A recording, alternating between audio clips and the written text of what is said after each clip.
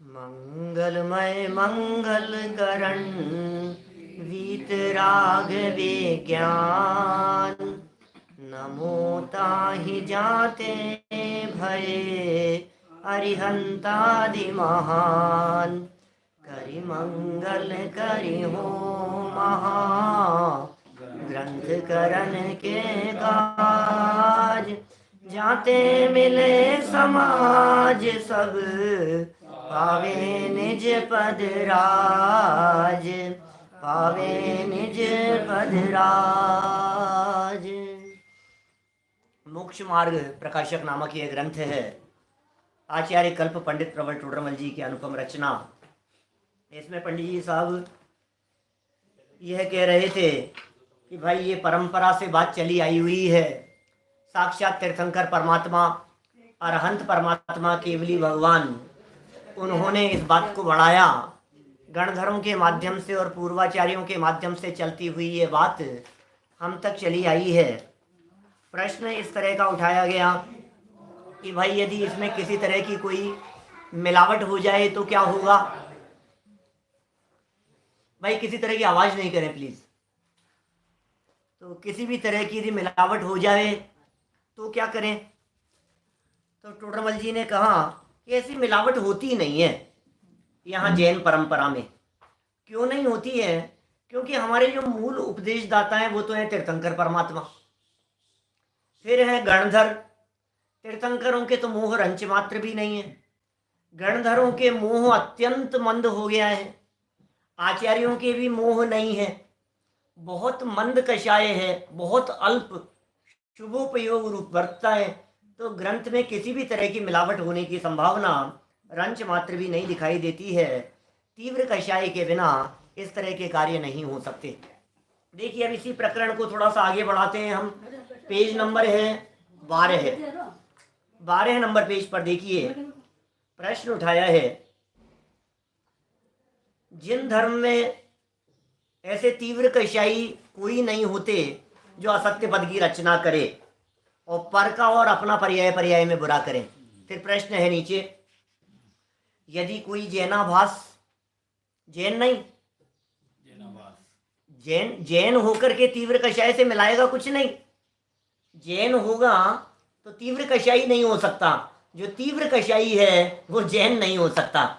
ये कह रहे हैं यदि कोई जैनाभास तीव्र कषाई होकर असत्यार्थ पदों को जैन शास्त्रों में मिलाए और फिर उसकी परंपरा चलती रहे तो क्या किया जाए। कितना सुंदर प्रश्न है भाई। बात तो सच्ची है, ऐसा तो हो सकता है। कोई जैनाभास है जो जैन नहीं है, तीव्र कषाय के कारण उसने झूठी सच्ची बातें बीच बीच में मिला दी और फिर बाद में उसकी परंपरा चलती रही। तो हम तो जैन शास्त्र मान करके पढ़ते रहेंगे। ये तो हो सकता है। तो क्या किया जाए। तो बड़ा गजब का जवाब दिया है टोडरमल जी साहब ने। देखो परीक्षा करने की बात कहते हैं। जैसे कोई सच्चे मोतियों के गहने में झूठे मोती मिला दे। क्या सच्चे मोती है, उनके गहने हैं और उनमें झूठे मोती मिला दे परंतु झलक नहीं मिलती। सच्चे और झूठे मोतियों की झलक नहीं मिलती। एक तो है असली और एक है नकली। और असली के साथ में यदि नकली रखे हुए होंगे तो पारखी लोग पकड़ लेंगे। इसलिए परीक्षा करके पारखी ठगाता भी नहीं है और कोई भूला हो वही मोती के नाम से ठगा जाता है। ओहो क्या बात कह रहे। पारखी व्यक्ति नहीं ठगाएगा, भोला आदमी ठगाएगा। ना समझ है। रत्नों के बीच में यदि कोई चमकते हुए कांच के टुकड़े रख देवे तो उन कांच के टुकड़ों की झलक रत्नों से मिलती नहीं है। ये पकड़ में आ जाएगी बात। तो जिन धर्म की तो एक परंपरा है, उससे कोई व्यक्ति बीच में उल्टी सीधी बातें मिला देवे तो वो कैसे मिल जाएगी। देखो भाई जिस तरह से टोडरमल जी ये कह रहे हैं, ये भोले व्यक्ति जिस तरह से ठगाए जाते हैं, ऐसे ही जिन धर्म में भी बहुत सारे भोले लोग हैं, बहुत सारे नादान लोग हैं।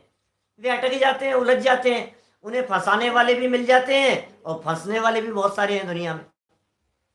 देखिए क्या कह रहे हैं, इसलिए परीक्षा करके पारखी ठगाता नहीं है। परख होनी चाहिए आपको, क्या जैन धर्म है और क्या नहीं है। भाई सुनो, आप मार्केट में कोई चीज़ खरीदने के लिए जाते हो तो या तो स्टैंडर्ड की दुकान से खरीदते हो, जिस दुकान पर आपको विश्वास है वहाँ से माल खरीदते हो, और यदि किसी दूसरी जगह से भी खरीदते हो तो किसी ऐसे व्यक्ति को साथ में रखते हो जो परख जानता हो, नहीं तो ठगाए जाओगे आप। तो टोडरमल जी ने ये उदाहरण कितना सुंदर दिया है। कोई भोला हो वही मोती नाम से ठगाया जाता है। अभी इस चीज को सब जगह पर लगा लेना, नकली नोट चलाए जाते हैं, नकली जेवर चलते हैं, नकली रत्न चलते हैं। यहाँ तो एक मोती का उदाहरण दे दिया है। सिद्धांत क्या घटित करना चाह रहे हैं पंडित जी? तथा उसकी परंपरा भी नहीं चलती। भोला व्यक्ति है, वो ठगाया गया, लेकिन परंपरा नहीं चलती। नकली नोट किसी भोले आदमी ने ले लिया, उसकी जेब में आ गया, लेकिन वो आगे चलाएगा तो कब तक चलेगा? वो आगे परंपरा थोड़ी ना चल पाएगी उसकी। शीघ्र ही कोई झूठे मोतियों का निषेध करता है, जल्दी कोई व्यक्ति पकड़ लेगा और वो चीज आगे नहीं चल पाएगी। उसी प्रकार कोई सत्यार्थ पदों के समूह रूप जैन शास्त्रों में असत्यार्थ पद मिलाए। जिन शासन में, जैन शास्त्रों में तो सच्ची ही बात मिलती है, वहाँ तो वीतरागता की ही बात होगी, वहाँ तो अकषाय की बात होगी, वहाँ तो राग द्वेष रहित परमात्मा बनने की बात होगी। लेकिन यदि उसमें कोई असत्यार्थ पद मिलाए, झूठी बातों को मिलाए, परंतु अब झूठी बातों को मिला दिया तो क्या होगा? परंतु जैन शास्त्रों के पदों में तो कषाय मिटाने का तथा लौकिक कार्य घटाने का प्रयोजन है। कितनी गजब की बात कह रहे हैं टोडरमल जी। इस लाइन में सारा मर्म भर दिया। और दुनिया में चलने वाली जितने भी मिथ्या मत, खोटी मान्यताएं, या जैन धर्म के नाम पर, भगवान के नाम पर जितना भी खोटा प्रचार दुनिया में चलता है, सबका एक झटके से निषेध कर दिया। क्या कह दिया? जैन शास्त्रों के पदों में, जिनवाणी में क्या मिलेगा आपको? कषाय मिटाने का और लौकिक कार्य घटाने का प्रयोजन है। हमारे यहाँ कहीं भी इनका पोषण नहीं मिलेगा, लौकिक कार्यों को घटाने का ही प्रयोजन मिलेगा। आपको यही कहेंगे कि व्यापार बंद करो, आपको यही कहेंगे पैसे में सुख नहीं है, आपको यही कहेंगे बिजनेस में सुख नहीं है, विषयों में आनंद नहीं है, शरीर के पीछे दौड़ने से काम नहीं चलेगा, वितरागता की तरफ बढ़ो। ये बात जैन शासन में, जैन शास्त्रों में कही गई होगी। और इतना होने पर भी टोडरमल जी का अगला वाक्य देखो जरा क्या कह रहे हैं। और जैन शास्त्रों में तो क्या कहा? कषाय मिटाने का और लौकिक कार्य घटाने का प्रयोजन है।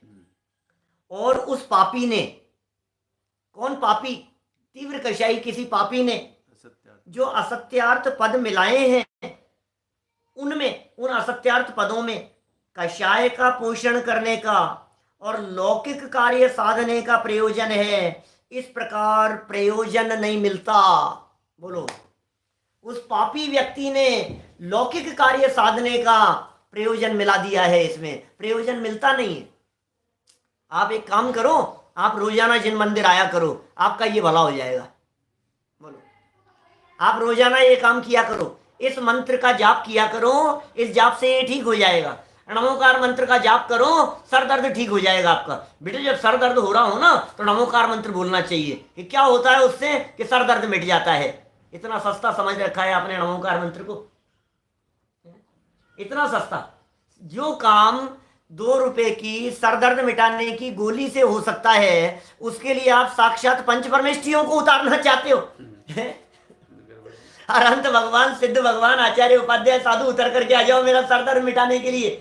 भैया 2 रुपए की गोली से काम हो सकता है जिसके लिए, उसके लिए पंच परमेष्ठी जैसे महापुरुषों को, 3 लोक के जो नाथ हैं, उन्हें उतारने की क्या जरूरत है? नमोकार महामंत्र तो भव रोग का नाश करने में समर्थ है। तुम कोरोना का नाश करने के लिए नमोकार मंत्र को उतारना चाहते हो? ये लौकिक प्रयोजन नहीं। लौकिक प्रयोजनों को साधने के लिए कोई व्यक्ति ये कार्य करे तो वो अनर्थ कर रहा है।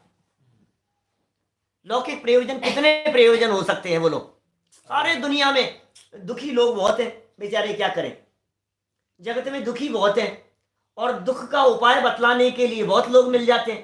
किसी की भी शरण में चले जाते हैं, किसी बाबा की शरण में चले जाएंगे, किसी तांत्रिक की शरण में चले जाएंगे, मंत्र तंत्र साधना वाले की शरण में चले जाएंगे, बाबा कोई उपाय बतला दो, देवी देवताओं की शरण में चले जाएंगे, बहुत संकट है, बहुत परेशानियां हैं, और देखो आप कैसी भीड़ लगती है वहां। आप एक पोस्टर निकालो और उस पोस्टर में कहो कि हमारे यहाँ वीतरागी तत्व ज्ञान की प्रभावना करने वाले विद्वान पधार रहे हैं, तो देखो कितने लोग आते हैं। और आप उसी पोस्टर के अंदर लगा दो काल सर्प रोग निवारण, ग्रह शांति, पारिवारिक समस्याओं का समाधान, शनि की समस्या के निवारण के लिए है महामृत्युंजय जाप, और ये दुनिया भर की उसमें बातें लिखो। फिर देखो आप पब्लिक सातों जात, हर व्यक्ति को चाहिए, हर व्यक्ति परेशान है, शरीर से परेशान है, परिवार से परेशान है, बिजनेस से परेशान है, काम से परेशान है, बच्चों से परेशान है, हर व्यक्ति परेशान दिखाई देता है। और उसकी परेशानी दूर करने के लिए आप चाहे जो बातें बतलाओ सुनने को तैयार है सामने वाला व्यक्ति, चाहे जो उपाय बतलाओ वो करने को तैयार है। इसके लिए भूधरदास जी जैसों ने ऐसे छंद लिखे हैं, अंध असुजन की अखियन में झोंकते है रज राम दुआई। पहले तो अंधे हैं लोग, जगत के भोले प्राणी जिनको आंखों से दिखाई नहीं देता है, बेचारे पहले ही ना समझ है, टोडरमल जी कह रहे पहले ही ना समझ है, और फिर ऊपर से तुम लौकिक कार्यों को साधने का प्रयोजन जिनवाणी में और लिख रहे हो। बोले शांतिनाथ विधान करो आप, तो शांतिनाथ विधान करने से घर में शांति होगी।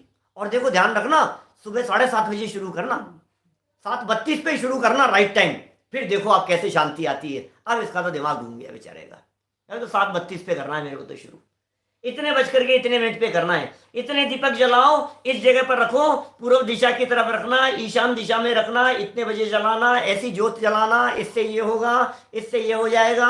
मुझे ये बात बतला दो जैन शास्त्रों में ये बात कैसे हो सकती है?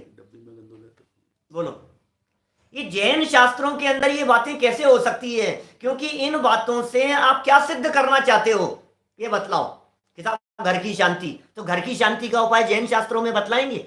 ये वीतरागी जिनेन्द्र देव, ये वीतरागी मुद्राधारी, ये वीतरागी दिगंबर संत वीतरागता की बात बतलाएंगे या राग की बात बतलाएंगे?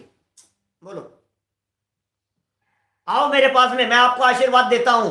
क्या आशीर्वाद देते हो? कि तुम्हारे घर में शांति रहे। कि पहले एक बात बतलाओ पंडित जी, एक बात बतलाओ महाराज, कि घर में रह करके शांति हो सकती है क्या? जिन मार्ग त्याग का मार्ग है, जिन मार्ग संयम का मार्ग है, जिन मार्ग पंचेंद्रीय विषय भोगों से छूटने का मार्ग बतलाता है, और तुम पंचेंद्रीय विषय भोगों के पोषण की बात करते हो, तो ये मिलावट जैन परंपरा में नहीं चलेगी। ये टोडरमल जी कहना चाह रहे। तीव्र कषाय के बिना तुम इस तरह की बातें नहीं कर सकते हो। इस माला का जाप करना, इस माला का जाप करने से तुम्हारे ये काम हो जाएगा, जॉब लग जाएगी, देखना, प्रमोशन हो जाएगा, इंक्रीमेंट हो जाएगा, बच्चे की तबीयत ठीक हो जाएगी, नौकर छोड़ करके भागेगा नहीं, तुम्हारे ऊपर जो संकट मंडरा रहे हैं ये संकट दूर हो जाएंगे। अरे असली संकट तो जन्म मरण का है। असली संकट कौन सा है? असली संकट तो मिथ्यात्व का है, असली संकट तो उल्टी मान्यता का है। ये जैन परंपरा का मार्ग उल्टी मान्यता वाले मिथ्यात्व को दूर करने का उपाय बतलाता है। ये उपाय नहीं बतलाता है कि तुम्हारे दांत में दर्द हो रहा है, डांड में दर्द हो रहा है और सही हो जाएगा। क्या दम है इसमें? ये उपाय जिन मत में, ये उपाय जैन शास्त्रों में, ये वीतरागता के पोषण करने वाले नहीं, लौकिक कार्यों को साधने वाले यदि कोई प्रयोजन मिला दिए गए हों तो जैन शास्त्रों के रचनाकार, ज्ञाता, जानकार इस परंपरा को आगे चलने नहीं देंगे। टोडरमल जी ने जब दृढ़ता से इन बातों का निषेध किया तो मौत की कीमत पर भी उन्होंने समझौता नहीं किया। आप कल्पना कर सकते हैं मौत का कारण क्या बना पंडित जी साहब की? कितनी तरह की प्रतिकूल परिस्थितियां थी, लोगों ने समझाया नहीं होगा इस तरह की बातें मत करो, इस तरह की बातें मत करो यार, जबरदस्ती विरोध होता है, लोग विरोध करते हैं। आस पड़ोस वालों ने नहीं समझाया होगा, घर वालों ने नहीं समझाया होगा, सभा में बैठे हुए लोगों ने नहीं समझे, अरे पंडित जी ऐसी बातें क्यों करते हो? जबरदस्ती लोगों के मन में विरोध होता है। टोडरमल जी ने कहा होवे तो होवे। औषधि कहीं पीड़ित पुरुषों की इच्छा का अनुसरण नहीं करती। तकलीफ बहुत है, नहीं कड़वी दवाई है, तुम्हें कड़वी लग रही होगी, कोई बात नहीं, पीड़ा है ना तुम्हारे को, उस पीड़ा को दूर करने के लिए हम कठोर से कठोर बात कहेंगे, कोई बात नहीं, लेकिन राग की बात नहीं कहेंगे हम। ये बात नहीं, अरे ऐसी ऐसी चर्चाएं चल रही है दुनिया में, मैं क्या बतलाऊं आपको, नाच नाच करके सिखा रहे हैं, नाच नाच करके। लौकिक डांस करो, क्रूज पर जाओ, बोलो। ऐसे ऐसे घूमने फिरने के लिए जाओ आप, वहां मौज मस्ती करो, डिस्को करते हुए बोलो आप इसमें धर्म होगा। हम बता रहे हैं आपको, भोग से मुक्ति, भोग से निवृत्ति, ऐसे ऐसी ऐसी चर्चाएं। कहाँ जा रही है दुनिया और लोगों को क्या चाहिए बोलो। मैं यदि ये कहूं कि 3 लड्डू खाने से आपके घर में शांति होगी, तो किसको पसंद नहीं आएगी ये बात? लड्डू खाने की बात किसको नहीं पसंद आएगी? घर में शांति के नाम पर, और दूसरी बात लड्डू और खाने के लिए कहे, तो फिर किसको नहीं पसंद आएगी? लेकिन लोग जो हैं धर्म के नाम पर क्या क्या बतला रहे हैं। रविवार का व्रत करो, शुक्रवार का व्रत करो, बच्ची की शादी नहीं हो रही है ना, इस दिन का व्रत करो आप। और किसके? भक्तामर के वो करो आप, व्रत करो आप, पंच कल्याणकों के व्रत करो, इससे शादी हो जाएगी। हमारे यहाँ जैन परंपरा में ब्रह्मचर्य का उपदेश है, शादी करने का उपदेश नहीं है। उपदेश नहीं है। गृहस्थ धर्म अलग चीज है। मार्ग तो वीतरागता की तरफ जाता है, मार्ग तो दीक्षा की तरफ जाता है, मार्ग तो संयम की तरफ जाता है। लेकिन टोडरमल जी कह रहे हैं भाई वर्तमान में माने कब? 250 साल पहले वर्तमान में पापी जीवों ने अपने विषय कषाय का पोषण करने के लिए, लौकिक कार्य रूपी प्रयोजनों को सिद्ध करने के लिए अनगिनती बातें इस जिन मार्ग में भी मिला दी है, और मिलावट चलती हुई दिखाई दे रही है। लेकिन ये चलेगी नहीं। कहां तक चलेगी? कौन चलने देगा इन सब बातों को? घर घर में चल रहा है, लोग चला रहे हैं। अभी मैं भी इस तरह की बातें करने लगूं, बोलो कि इससे ऐसा हो जाएगा, इससे ऐसा हो जाएगा, तुम 3 दिन प्रवचन सुनो सिर्फ, उससे क्या होगा? फिर देखना आपकी तबीयत ठीक होती है या नहीं। इससे कैंसर दूर हो जाएगा, इससे ये बीमारी दूर हो जाएगी, भक्तामर से इलाज हो रहे हैं। इस श्लोक का पाठ करो तो ऐसा हो जाएगा, इससे ऐसा हो जाएगा, इससे ये रोग दूर होता है, इससे ये बीमारी दूर होती है। कैंसर का इलाज कर रहे हैं भक्तामर से, और हमें बहुत प्रसन्नता हो रही है। अरे ये आचार्य देव ये इलाज करते हैं कि तेरे कैंसर होता नहीं है, ये इलाज है। ये एक बीमारी मिट जाएगी तो इससे क्या भला हो जाएगा? आपने क्या समझ लिया है? ये नहीं साहब बहुत बड़ा उपकार हो गया साहब, कैंसर का इलाज हो गया, कुष्ठ रोग का इलाज हो गया, इस बीमारी का इलाज हो गया, घुटनों में दर्द का इलाज हो रहा है। भक्तामर से घुटनों में दर्द का इलाज हो रहा है। ओम ह्रीम श्रीम क्लीम इस मंत्र का जाप करो आप, इससे ये तकलीफ मिट जाएगी आपकी। वाह, तुम्हें पता ही नहीं है देह में एकत्व बुद्धि की तकलीफ है। लौकिक प्रयोजन, बहुत सुंदर वाक्य हैं। मुझे ऐसा लगता है टोडरमल जी के जो वाक्य निकले हैं ये कितने सुंदर वाक्य निकले होंगे, और धर्म के नाम पे चल रहा। देखो जरा वाक्य पढ़ो, क्या कह रहे हैं पंडित जी। उसी प्रकार, चौथी लाइन है समाधान की, पेज नंबर 12 पर, 12 नंबर पेज।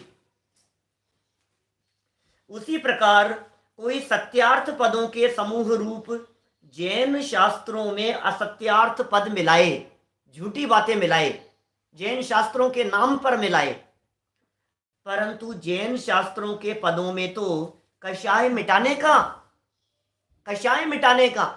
क्रोध का प्रयोजन नहीं सधेगा, अभिमान का प्रयोजन नहीं सधेगा, यश प्रतिष्ठा मान सम्मान बढ़ाने का प्रयोजन नहीं सधेगा।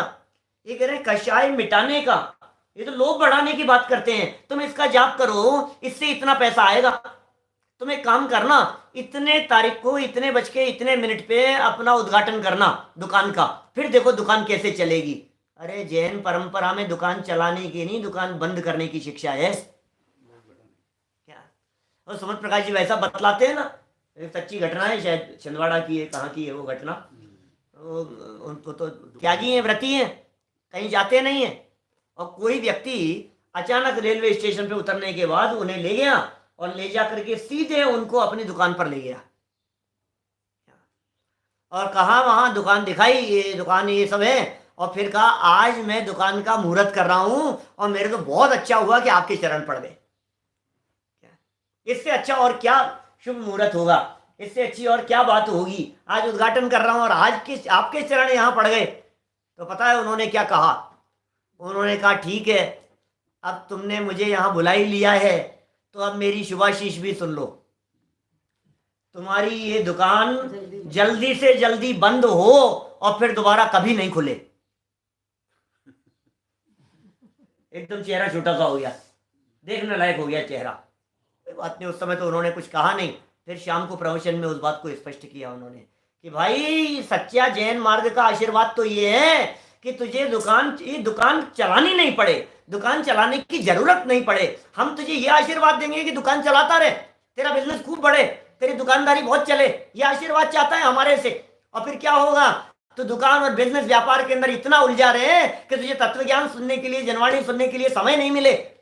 ये जैन मार्ग है। अरे इस बिजनेस में, इन विषयों में, इस धन में, इस पैसे में सुख नहीं है। ये मार्ग जैन परंपरा का मार्ग है। हम पैसा बढ़ाने का उपदेश, बिजनेस बढ़ाने का उपदेश कैसे दे सकते हैं?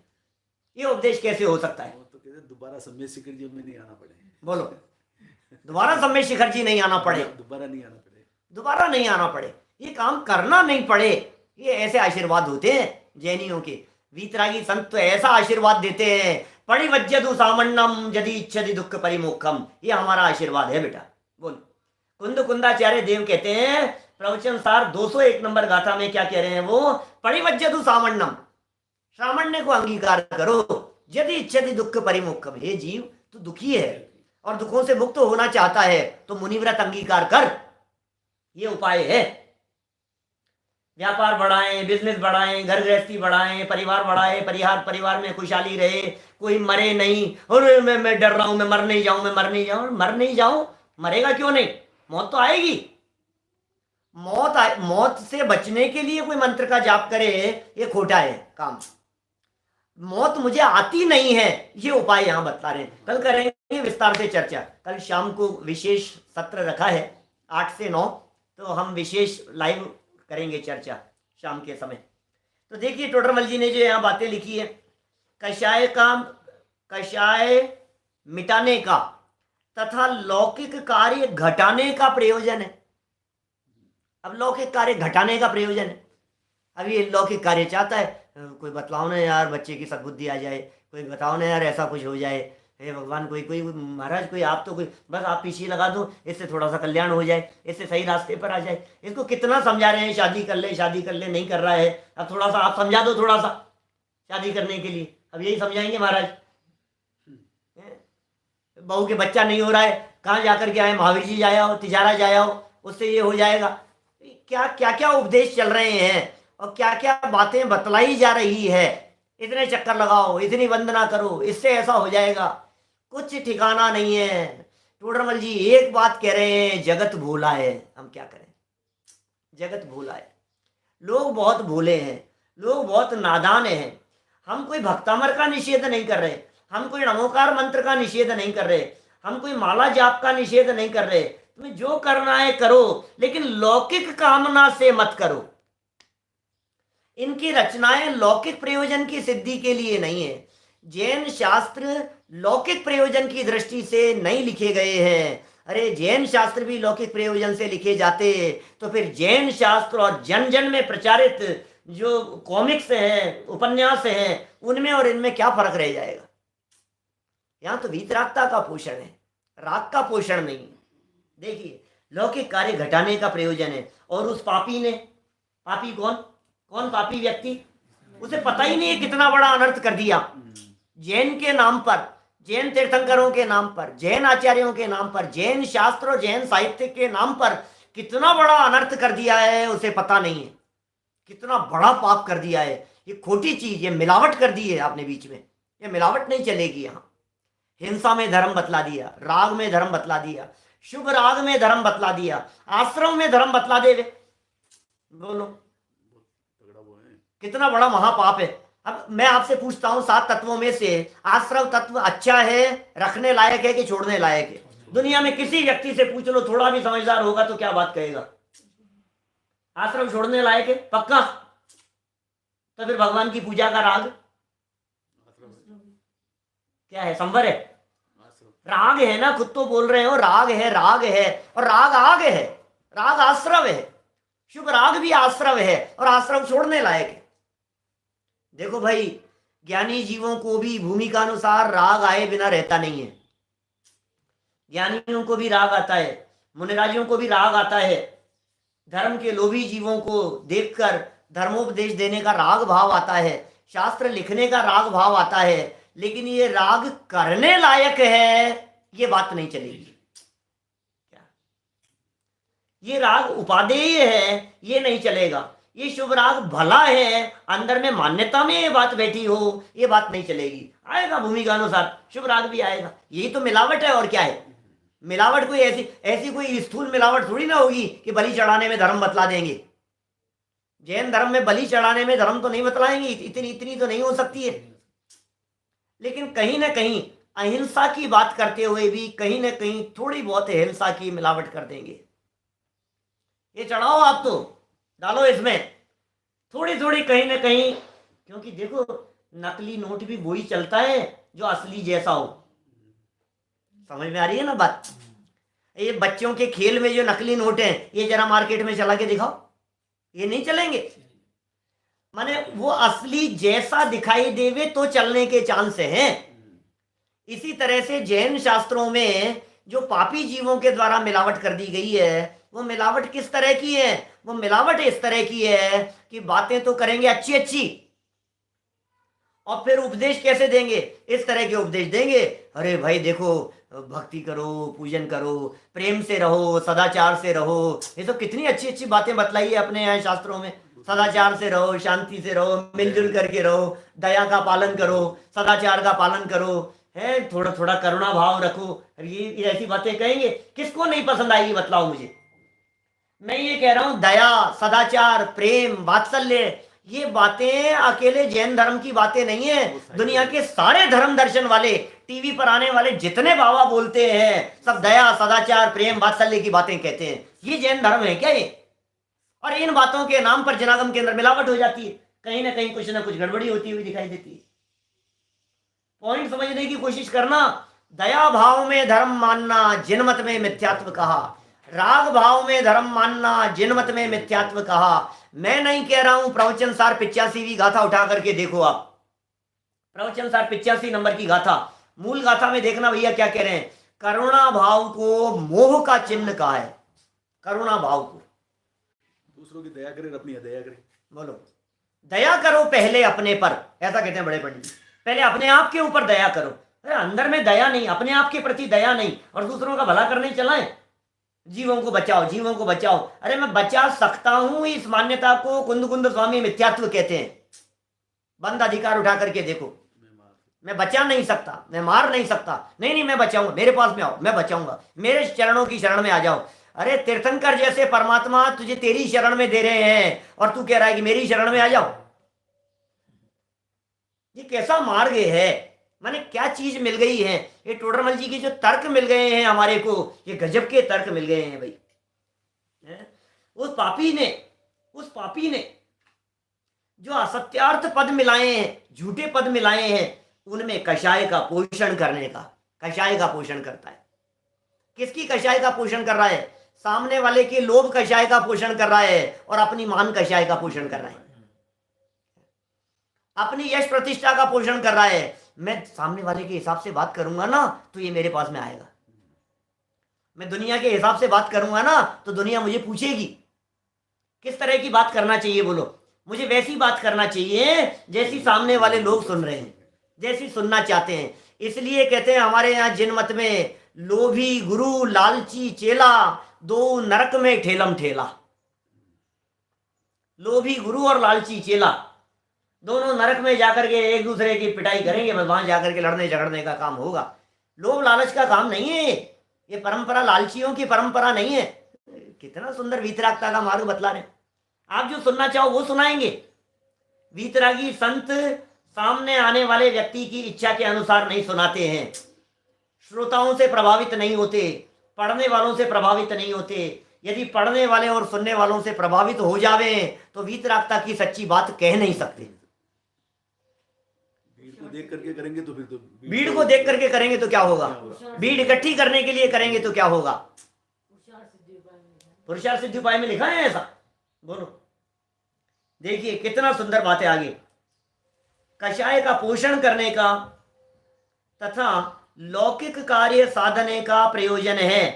उस पापी ने जो असत्यार्थ पद मिलाए हैं ना, उसमें कषाय का पोषण करने का तथा लौकिक कार्य साधने का प्रयोजन है। इस प्रकार प्रयोजन नहीं मिलता, प्रयोजन नहीं मिलता तो क्या होगा। इसलिए परीक्षा करके ज्ञानी ठगाता भी नहीं है।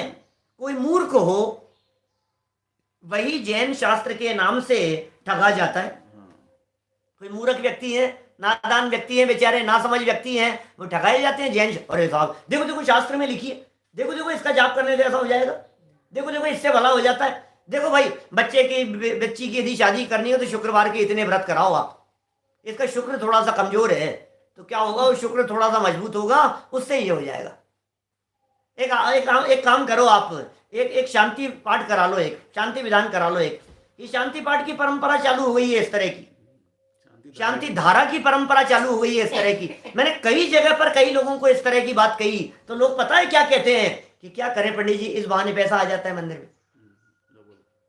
मंदिरों के अंदर क्षेत्रों पर जगह जगह बोलियां चालू हो गई है, पैसा इकट्ठा करने के प्रयोजन से तुम शांति धारा करा रहे हो, ये लौकिक प्रयोजन है, लौकिक प्रयोजन है। तबीयत ठीक करने के लिए तुम शांति धारा करा रहे हो, ये लौकिक प्रयोजन है। तबीयत ठीक किसकी होती है, शरीर अलग है और आत्मा अलग है। पहले ये समझो तबीयत किसका नाम है, स्वास्थ्य किसका नाम है, फिर स्वास्थ्य ठीक होने की बात करना। स्वयं में स्थित होने का नाम स्वस्थ है। स्वयं की खबर नहीं है, अपने पराये की खबर नहीं है, और फिर क्या ठीक हो गया, ठीक है क्या ठीक होगा, कैसे ठीक करने की बात करें हम। ज्ञानी ठगाता नहीं है, ज्ञानी नहीं ठगाएगा, समझदार व्यक्ति होगा इससे कैसे हो जाएगा, इससे कैसे हो जाएगा। मैंने शांति धारा करते हुए चाचा आपका नाम ले लिया तो सारा फल आपको चला जाएगा, आपकी तबीयत ठीक हो जाएगी। मैं आपके लिए कर रहा हूं, मैं जाप कर रहा हूं, सब किसके लिए, आपकी तबीयत ठीक होने। आप चिंता मत करो, मैं अनुष्ठान कर रहा हूं, इस अनुष्ठान के अंदर मैं आपके लिए काम करूंगा, आपके लिए हो जाएगा। ये जितने अन्य मतावलंबी पंडे जो मिलते हैं वे यही तो करते हैं। वो कहते हैं 21,000 रुपए दे देना भाई तिलक जी, 21,000 रुपए दे दो मैं करा दूंगा, आप चिंता मत करो, मैं आपकी शांति का सब करा दूंगा, अनुष्ठान कराऊंगा मैं। नहीं, आपकी पर्ची लिख करके उसमें रख दूंगा अनुष्ठान में, आपके नाम की पर्ची, और फल आपको मिल जाएगा, आप ठीक हो जाओगे। सेम वही काम जैन मत धारण करके, जिनलिंग धारण करके करना शुरू कर दिया। ये मिलावट है, ये मिलावट नहीं चलेगी भाई इस वीतरागता के मार्ग में। इस मिलावट से बचो, इस धोखे को समझो, इस गलतफहमी से बचो। सच्चा जैन धर्म मिल गया है हमारे को, सच्ची बात मिल गई है हमारे को, आत्मा के कल्याण की बात मिल गई है, आत्म कल्याण के लिए मिल गई है, मोक्ष मार्ग प्रकट करने के लिए मिल गई है, अतीन्द्रिय आनंद प्रकट करने के लिए रास्ता हमारे को मिल गया है। ये गलतफहमी में उलझो मत, परीक्षा करके ठगाता नहीं, ज्ञानी ठगाता नहीं। कोई मूर्ख हो, अब जो ठगाया जा रहा है उसको मूर्ख ही कहेंगे और क्या कहेंगे, बेवकूफ है क्या, समझता नहीं है, नकली नोट ले आया है, देखना तो चाहिए था तेरे को, आप क्या कहेंगे, कोई बच्चा ऐसा कर ले तो मूर्ख कहेंगे उसे। बेवकूफ बंद हो गए थे 2000 के नोट, 3 दिन पहले बंद हो गए थे, तो अभी ले आए। 1000 के नोट बंद हो गए थे तो आज कैसे लेकर के आए, तुझे पता नहीं है, अभी नहीं चलेंगे। ये समझाते हैं। कोई मूर्ख हो वही जैन शास्त्र के नाम से ठगा जाता है, बेचारे ठगे गए, तथा उसकी परंपरा भी नहीं चलती। ध्यान रखना, लेकिन जगत में कितने भी ऐसे ठगने वाले लोग हो, लेकिन सच्चे धर्म का प्रतिपादन करने वाले, परीक्षा करने वाले ज्ञानी इस दुनिया में होते रहेंगे, जो डंके की चोट पर ऐसी मिथ्या मान्यताओं का निषेध करेंगे और इन गलत परंपराओं को चलने नहीं देंगे। ये खोटी बातें नहीं चलेगी, ये खोटी परंपरा नहीं चलेगी, ये बिना मतलब की बातें नहीं चलेगी। ये मिलावट है, ये धोखा है, इससे बचाएंगे। ये परंपरा नहीं चलती, शीघ्र ही उन असत्यार्थ पदों का निषेध करता है, ज्ञानी निषेध करेगा उसका। ये नहीं चलेगा, वैसे हम नहीं चलने देंगे इस प्रकार की बात, खोटी बातें नहीं चलने देंगे। देखो आप क्या कह रहे हैं। दूसरी बात, अब आप नई बात कहते हैं थोड़ा सा। देखो दूसरी बात कि यह है कि ऐसे तीव्र कषाई जैनाभास, जैनाभास, तीव्र कषाई जैन नहीं है, जैनाभास यहां इस निकृष्ट काल में ही होते हैं। ओहो क्या करें भाई, ये ऐसा निकृष्ट काल चल रहा है, ये ऐसा खोटा काल चल रहा है। इस निकृष्ट पंचम काल में इस तरह के जीव मिलते हैं जो ऐसी बात करते हैं, ऐसे काम कर रहे हैं, ऐसे तीव्र कषाई हैं। उत्कृष्ट क्षेत्र काल बहुत हैं, उनमें तो ऐसे होते नहीं है। विदेश क्षेत्र में ऐसे काम नहीं होते, स्वर्गों में इस प्रकार के काम नहीं होते, नरकों में कोई नारकियों को ऐसा उपदेश नहीं देते कि यार सुन तू इतनी तकलीफ में है, इसका जाप कर ले, ऐसी ऐसी तेरी तकलीफ दूर हो जाएगी। वास्तु के नाम पर चल रहा है, मैं क्या क्या बतलाऊं, कितनी तरह की बातें हैं। मणि मंत्र तंत्र बहु होई, उलझने वाले लोग बहुत हैं और उलझाने वाले भी लोग बहुत हैं। सबकी दुकान चलती है यहाँ पर, सब जैसा चलाना चाहे। वास्तु वास्तु के नाम पर ऐसा कर लो, ये मकान इधर ठीक कर लो, इसकी दीवार इधर ठीक कर लो, इसको ऐसा कर लो, ये गेट इधर से निकाल दो, इसकी खिड़की ऐसी निकाल दो, इससे सही हो जाएगा। क्या सही हो जाएगा इससे? ये नौकर में है, ये नौकर में है, ये सुधार बिगाड़ नहीं करता है। ये खोटी मान्यताएं हैं, ये जिन मत में धर्म बन करके बैठ गई है और धर्म के नाम पर बैठ गई है। और सारा का सारा वास्तु पैसे वाले लोगों के लिए ही है, गरीब लोगों के लिए कोई वास्तु की बात नहीं करता। आप वास्तु समझते हो ना, आप वास्तु विशेषज्ञ हो ना, एक काम करो, अपने यहाँ हिंदुस्तान में जितनी झोपड़पट्टियां हैं बेचारों की थोड़े से वास्तु सही करा करके आओ, हिंदुस्तान से गरीबी मिट जाएगी। लेकिन नहीं, उनके पास में फीस नहीं है ना देने के लिए। तुम्हें तो पैसा चाहिए, तुम्हें तो पैसे वाले लोग चाहिए वास्तु सुधारने के नाम पर। आपके यहाँ नहीं है झोपड़पट्टी वाले लोग, उनको समझाओ थोड़ा, तेरे दरवाजा इधर से निकाल ले, फिर देख झोपड़पट्टी की जगह पर नई महल बन जाए। तो मैं कहता हूं 3 साल के अंदर अंदर महल बन जाएगा तेरा, ये दिशा बदल ले इधर की। क्यों भैया? कुछ नहीं है, धोखे के अलावा और क्या है, बेवकूफ बनाने के अलावा और कुछ नहीं है। और जगत में ऐसे भोले लोग मिल जाते, नादान लोग मिल जाते, लोग भी मिल जाते हैं, उनकी दुकान भी चलती रहती है। कि साहब जैन शास्त्रों में वास्तु की चर्चा की है, वास्तु की चर्चा की है। प्रवचन 99 की गाथा पढ़ करके देखना, वास्तु किसका नाम है। द्रव्य का वास्तु कहा है, द्रव्य का वास्तु क्या चीज है? असंख्यात प्रदेशों को द्रव्य का वास्तु कह करके पुकारा है, उसे वास्तु कहा है। तुम जानते ही नहीं हो वास्तु क्या चीज है। और जहां चरणानुयोग के शास्त्रों में कहीं वास्तु की चर्चा मिली होगी, वहां सिर्फ इतना ही प्रयोजन जानना कि जैन जीवन पद्धति जिस तरह से निर्बाध रूप से चल सके, बस उसका नाम वास्तु है। जहां घर में पर्याप्त प्रकाश रह सके, किचन में पर्याप्त प्रकाश रह सके। मुनिराज यदि आपके चौके में आहार करने के लिए आ जाएं, तो बिना लाइट के पर्याप्त प्रकाश में उनका आहार हो सके, इसका नाम जैन वास्तु है। और क्या वास्तु है बताओ? दक्षिण पूर्व का एक ऐसा कॉर्नर होता है जिस कॉर्नर में सबसे ज्यादा प्रकाश का काल रहता है। सूर्योदय से लेकर सूर्यास्त तक सबसे ज्यादा मैक्सिमम रोशनी उस जगह पर रहेगी, उस एरिया में रहेगी, दक्षिण पूर्व का एरिया। क्योंकि पूर्व से उगता है सूर्य और पश्चिम तक जाता है, पूर्व से उगेगा और पश्चिम तक जाएगा, और पूर्व से पश्चिम तक जाता है दक्षिण दिशा की तरफ से होता हुआ। तो दक्षिण पूर्व का जो एरिया होता है, दक्षिण पूर्व का जो कॉर्नर बनेगा, उस जगह पर सबसे ज्यादा समय तक सूर्य का प्रकाश रहेगा। इसलिए वहां किचन की बात की जाती है। और क्या वास्तु होगा? जीवन उपयोगी बातें हैं, मोटी मोटी बातें, बाकी कुछ इससे पैसा बढ़ जाएगा, धन आ जाएगा, लौकिक सदाचार की बातें हैं। वो ये कहते हैं खिड़कियां मकान के बाहर होनी चाहिए, बाहर खुलनी चाहिए खिड़कियां, और दरवाजा अंदर खुलना चाहिए। वास्तु के आधार पर कहते हैं ये बात। तो कितनी प्रैक्टिकल बात है। खिड़कियां यदि आपके मकान के अंदर रहेगी तो आपके मकान की जगह को रोकेगी, डिस्टर्ब करेगी बहुत ज्यादा।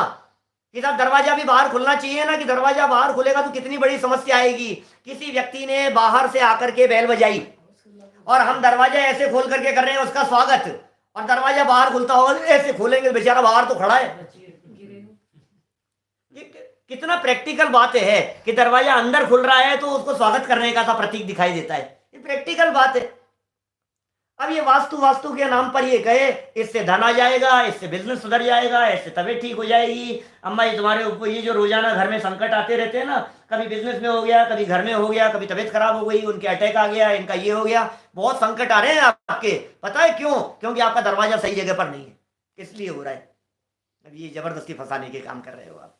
ये कितने सुंदर बात कह रहे हैं। इस निकृष्ट काल में देखो वास्तु भी है ना, जिसके पुण्य का उदय चलता है ना, हाँ, उसके वास्तु कार्य देता है, यही चल रहा है, उसका निषेध कर रहे हैं। देखो ये कह रहे हैं दूसरी बात, ऐसे तीव्र कशाई जैनाभास यहाँ इस निकृष्ट काल में ही होते हैं। उत्कृष्ट क्षेत्र में और उत्कृष्ट काल में। उत्कृष्ट क्षेत्र कौन सा? भरत और ऐरावत 5वें 6ठे काल को छोड़कर जितने क्षेत्र हैं, हेमवत क्षेत्र, हरि क्षेत्र, वहां नहीं चलता है। विदेश क्षेत्र, रम्य क्षेत्र, हिरण्यवत क्षेत्र, उनमें नहीं चलता है ऐसा। उत्तर कुरु, देव कुरु, वहां नहीं चल रही है ऐसी ऐसी कुछ भी उल्टी सीधी बातें। और उत्कृष्ट काल पहले दूसरे तीसरे काल में नहीं होगा, चौथे काल में नहीं होगा। ये उत्कृष्ट काल, उनमें तो ऐसा होता नहीं है। इसलिए जैन शास्त्रों में असत्यार्थ पदों की परंपरा नहीं चलती, ऐसा निश्चय करना। ये जो टोटल जी ने प्रश्न ऐसा किया, ये साहब ऐसा हो जाए तो क्या हो, बीच में आपने तो परंपरा की बात कह दी, लेकिन परंपरा में किसी ने बीच में कुछ मिलावट कर दी हो और फिर वो आगे चलता रहेगा। बोले नहीं चलेगा।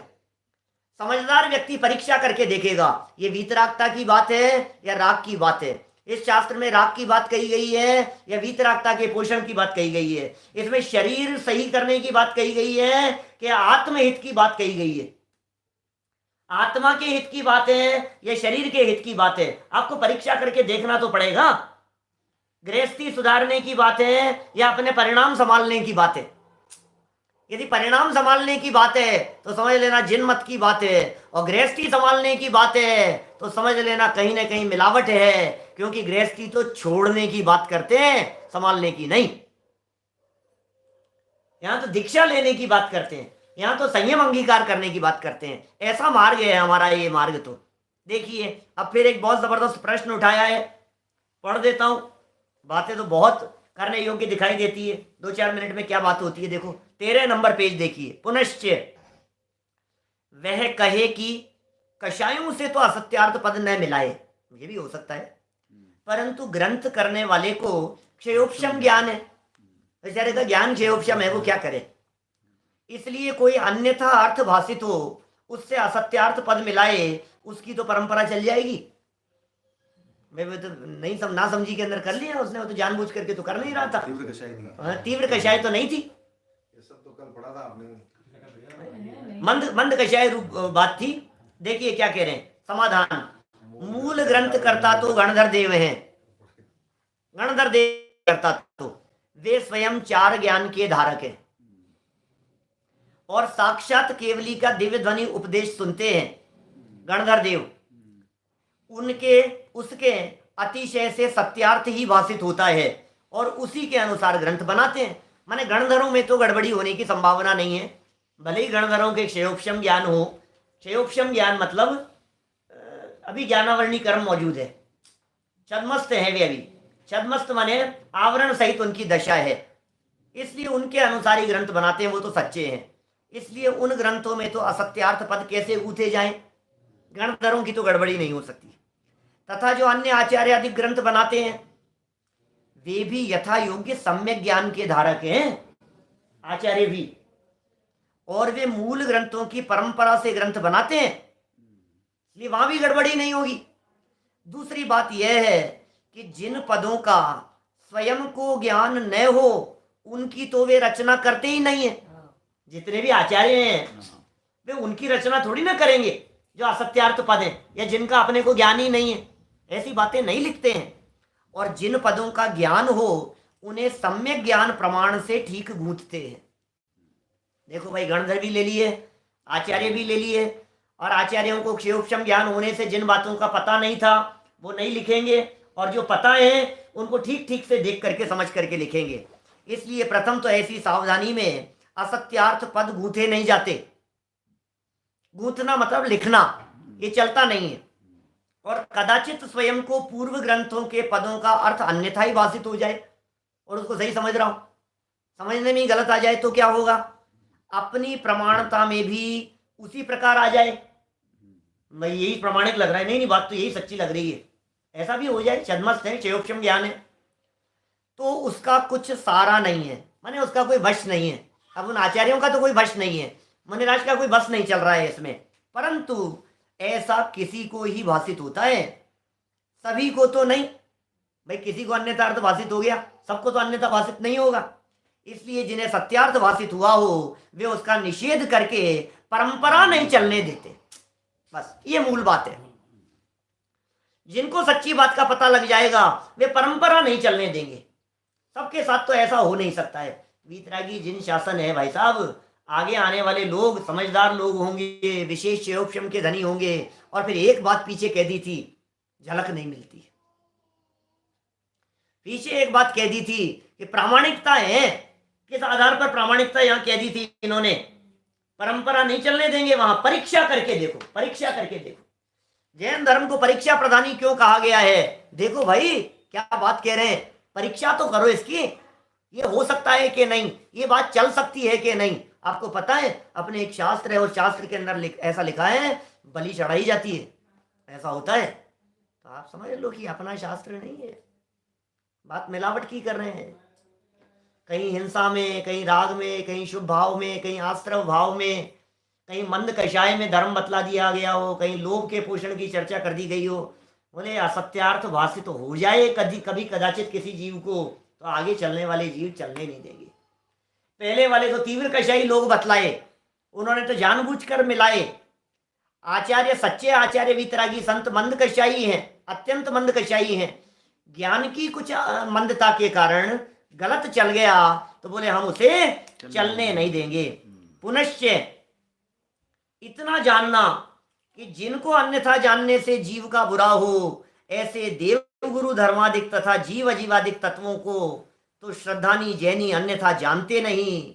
इनका तो जैन शास्त्रों में प्रसिद्ध कथन है। और जिनको ब्रह्म से अन्यथा जानने पर भी जिन आज्ञा मानने से जीव का बुरा न हो, ऐसे कोई सूक्ष्म अर्थ है, उनसे किसी को कोई अन्यथा प्रमाणता में लाए तो उसका विशेष दोष है। बड़ी मार्मिक बात यहाँ इन शब्दों के अंदर कही है।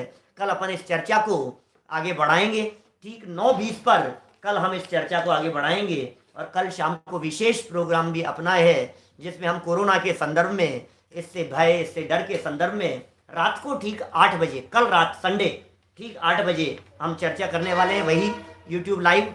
और कल सुबह 9 बजे जो प्रतिदिन चलता है, इस चर्चा को और आगे बढ़ाएंगे। अभी की बात को वीतरागता और लौकिक प्रयोजन की दृष्टि से ही, लौकिक प्रयोजन छोड़कर हम जिन धर्म की आराधना करें, इसी भावना से बात को यहीं हम विराम देते हैं।